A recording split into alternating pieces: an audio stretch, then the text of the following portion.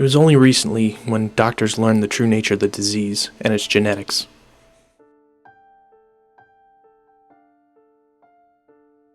One of the major tragedies is it can lay dormant for decades. This has created fear as well as doubt in many of my family members. It did not show up on an EKG for me. I am asymptomatic to this day, and my EKG looked normal, so they didn't really suspect that I had it. Then through genetic testing, they found out that I carried the gene, and one of my 4 children had the gene.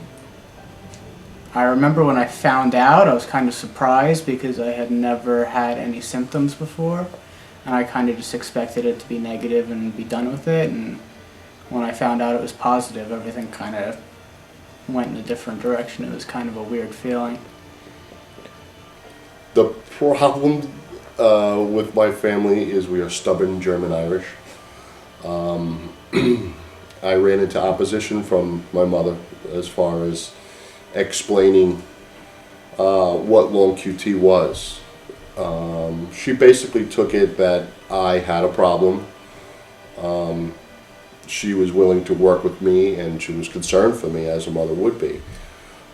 She didn't quite pick up the fact that it was a hereditary thing, that it could have been linked to a lot of the problems that we had in our family, between my brother Kevin and my sister. I guess the stubbornness prevented her from thinking that it could have came from her side of the family, which didn't mean anything against her or her family. It's just that she took it as offensive that it could have came from her side. When explained in the past, she had a brother who was 21 who died suddenly. And she said, no, he had leukemia. But the suddenness of his death probably wouldn't have been a leukemia type problem. She had an uncle who also went, he was a mailman, went for a big physical, the whole 9 yards, got the job, and the next day dropped dead. He was only in his early 20s. But they said he had some other problem. It was always another problem, and it was never really, she could never grasp the idea that all these things could have been linked together. Unfortunately, she found out that she had it, and for years was having seizures that no one knew about, had episodes that no one knew about. When she finally came to the reality that she had it, she also had a defibrillator implanted, and kind of took the idea that yes, there was a problem.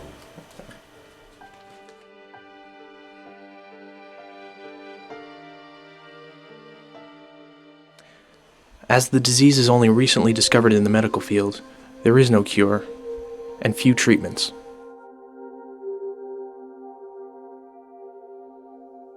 One of which is the use of beta blockers, which can regulate the heartbeat.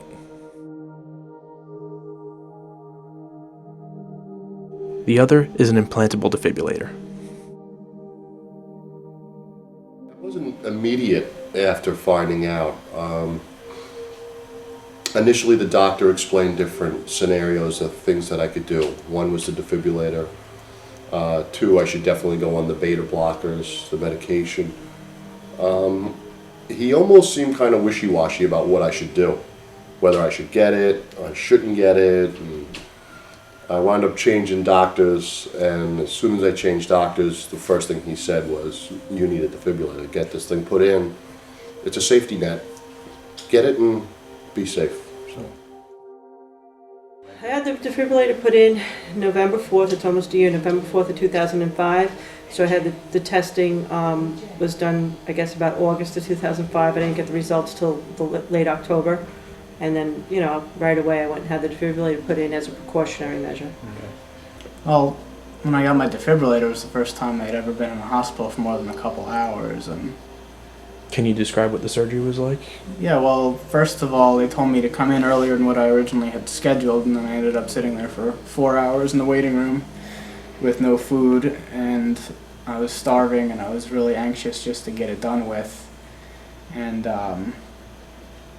it was weird when I was telling people at work why I was going to be out of work for a couple of days. Telling, you had to go through the whole long story about everything and then explain that you're going to have this electronic device shoved into your chest. And I remember my boss was just like so taken back by it. He was like, dude, that is so fucking freaky.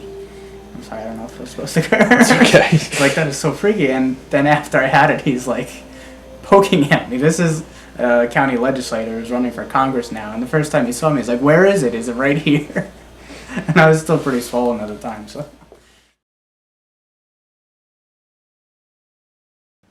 What is your job? My profession, right now I work for the Nassau County Sheriff's Department. I'm a correction officer. Interestingly enough, part of the symptoms can be occurred by stress. Working in a maximum security prison doesn't help the situation. Initially I was told by my doctors that I should quit, that I should move on to something else, but I'm already very much established in my job. Been there for 12 years now, and it's just kind of hard just to pack up and leave. I have 3 children, a wife, and a big mortgage, and it's just no way of just starting over again. I do try and obviously stay calmer. My partners and some of my bosses are aware of my situation, and they try and keep me level-headed also. But they understand the situation that I'm in, and so I do have the cooperation of my partners and friends at work. Okay. I think it's getting better. I'm nervous sometimes. Could it go off today or something like that. Stress Yes, definitely. Okay. And it turns out that my three out of the 5 kids have it also.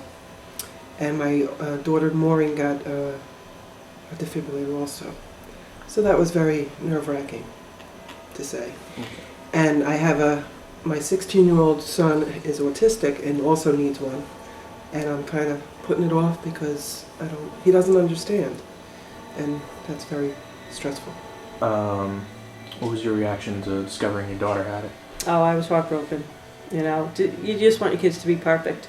And although this is something that is treatable, I didn't want any of them to have anything, that they would have to deal with for the rest of their life. But, she accepted it pretty well.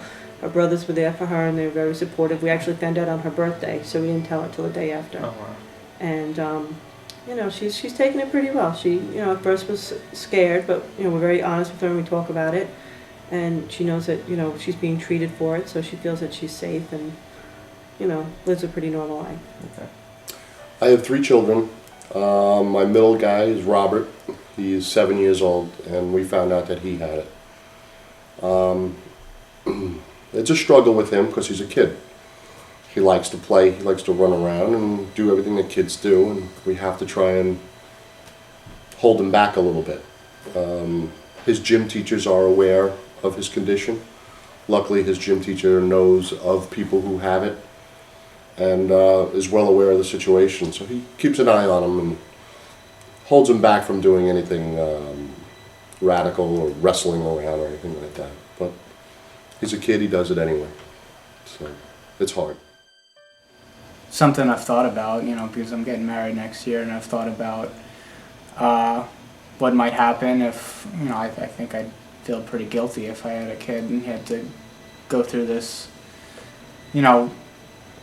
I dealt with this when I was older, and it was a matter of a couple days having the surgery and recovering, and I felt like I got it over with. But then I look at like Robbie, who's, I guess he's like 5 or 6, and he's got to deal with this every day for a long time, and it's going to be years before he could even have a defibrillator and have that kind of comfort level.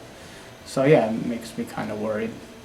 I feel bad that I think that I'm passing this on to my kids. I think that's very upsetting. And that they have, I'm still torn with Ryan not getting a defibrillator, that I should, and it's funny because, it depends on who you talk to, the doctors.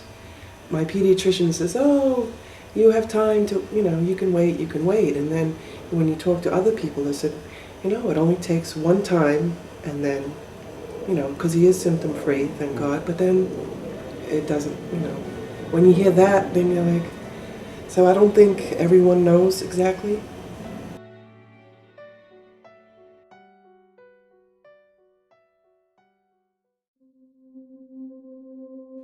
While almost half a dozen members of my family were getting defibrillators implanted, I was 200 miles away at school. And being so distant from it, it created doubt in my mind.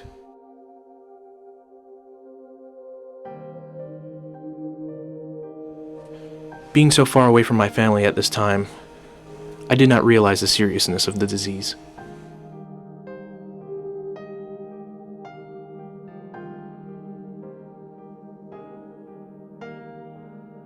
But after the EKG and the blood tests, the results came back positive.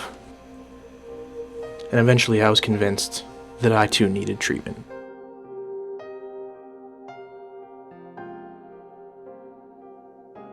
And then with you, it was like, it was bound to happen, although you're a little bit different from Brian and Karen, you know.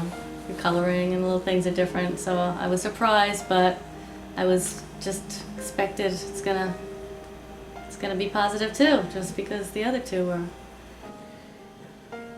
It kind of like closes the book because you know for sure now that Dad had this, and you know whether or not that's what he died from is probably a pretty good guess that that was what did it.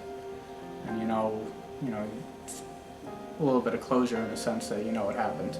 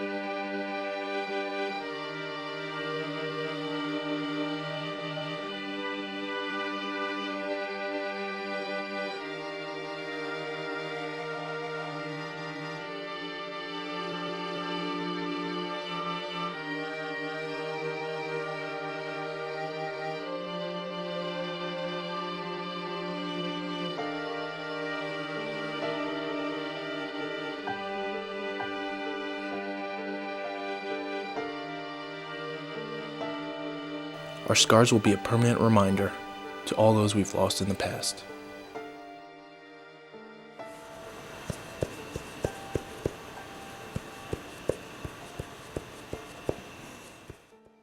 Although this disease is only recently discovered, it also gives a chance for medical science to catch up with us.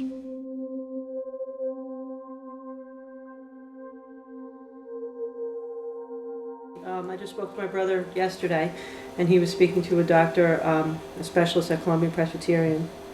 And he said with the research that's going on now, and it's longqt is really in the forefront of what's going on with the research, he feels that like within 10 years or so, you won't even need a defibrillator anymore because he'll be able to treat it well enough with medication that they won't even have to have an internal defibrillator. So that would be wonderful if our children and grandchildren don't have to, go through that ordeal. There are also steps being taken to avoid further tragedies. One plan is to have all children tested with an EKG when they are born, catching any diseases in its tracks, and stopping any young deaths, like my family had to endure.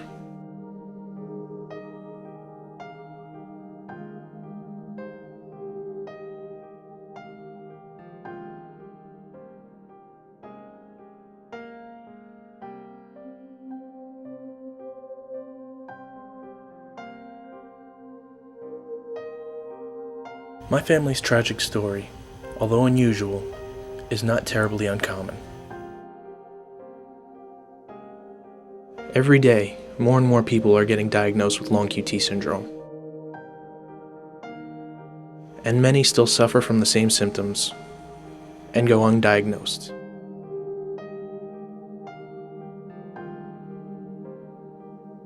The only way to properly save lives is to get the message out there.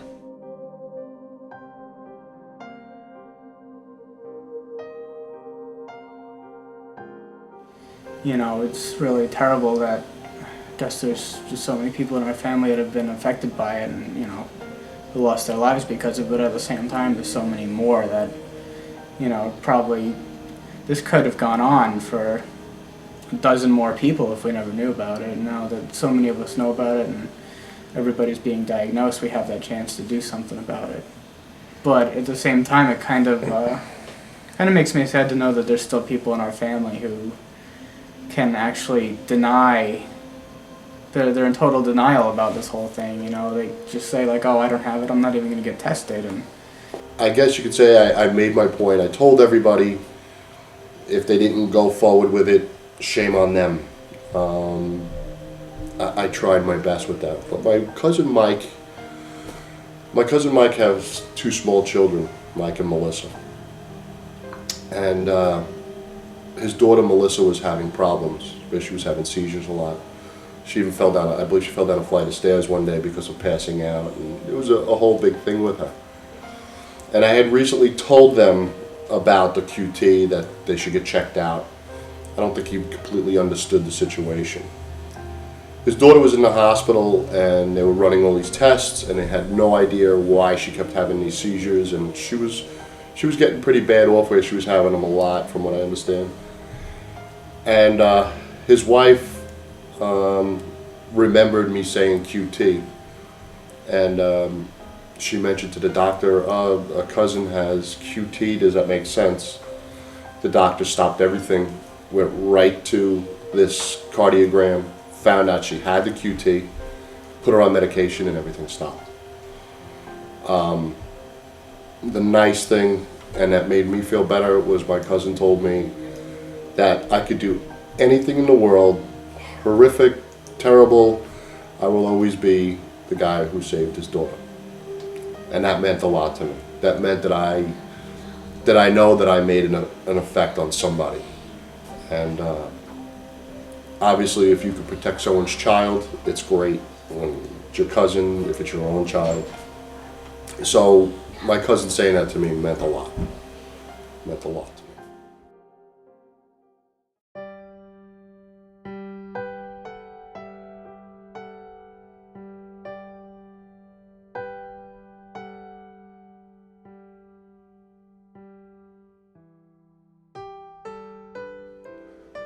For years I sat back and thought of the tragedy of losing my father at such a young age.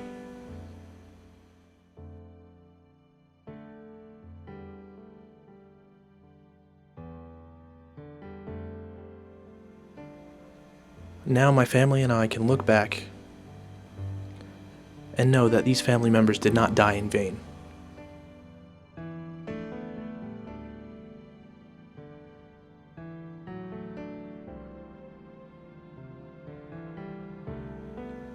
We have saved countless lives in the process,